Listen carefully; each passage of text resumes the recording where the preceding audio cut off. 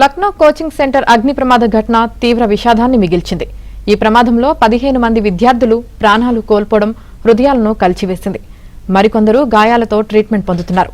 ఘటనకు సంబంధించి ఇప్పటివరకు 4గురిని పోలీసులు అరెస్టు చేయగా 6గురిపై కేసు నమోదు చేశారు. 4 అధికారులను సస్పెండ్ చేశారు.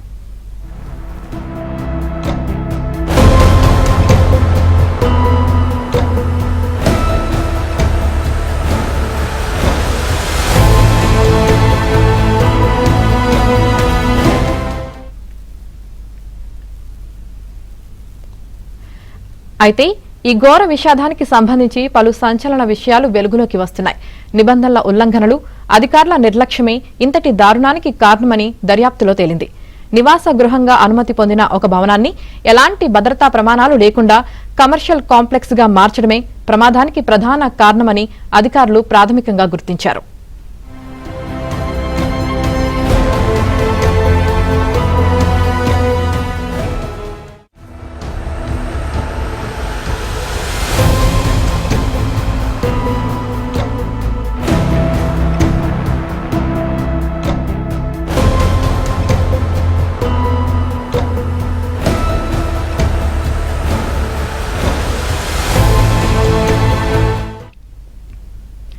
ఉషా మెహతా మార్గ్లో ఉన్న ఈ 5 అంతస్తుల భవనానికి 2014లో కేవలం నివాస భవనంగానే అనుమతి లభించింది.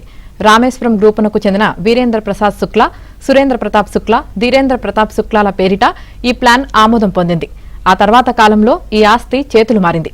కాగితాల్లో ఇది నివాస ప్రాంతంగానే ఉన్నప్పటికీ నిబంధనలను తొంగలో తొక్కి ఆఫీసులు, యానిమేషన్ శిక్షణా కేంద్రాలు వంటి వాణిజ్య కార్యకలాపాలను ప్రారంభించారు. దీనికి సంబంధించి ఎలాంటి కమర్షియల్ అనుమతులు గాని ఫైర్ సేఫ్టీ క్లియరెన్స్ గానీ తీసుకోలేదని దర్యాప్తులో తేలింది.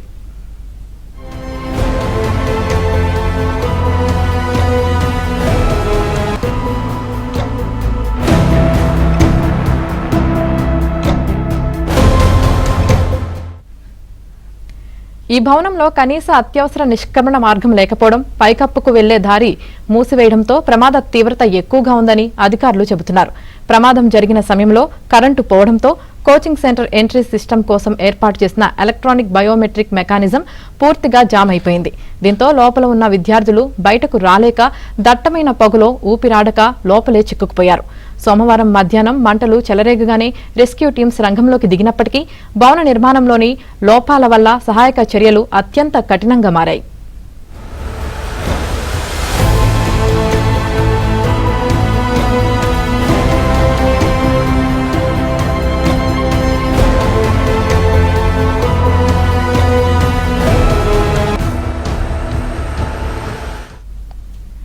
ఇక ఈ దారుణ విషాదంలో స్థానిక మున్సిపల్ అధికారుల పాత్ర స్పష్టంగా కనిపిస్తుందన్న ఆరోపణలు వినిపిస్తున్నాయి. లక్నో మున్సిపల్ కార్పొరేషన్ 2022 నుంచి ఈ భవనం నుంచి కమర్షియల్ ప్రాపర్టీ ట్యాక్స్ వసూలు చేస్తుంది. అంటే ఇక్కడ నివాస భవనంలో వ్యాపారం సాగుతుందనే విషయం అధికారులకు ముందే తెలుసు. అయినా అధికారులు ఏమీ పట్టనట్లు నిర్లక్ష్యంగా వ్యవహరించడంపై ఆగ్రహావేశాలు వ్యక్తమవుతున్నాయి.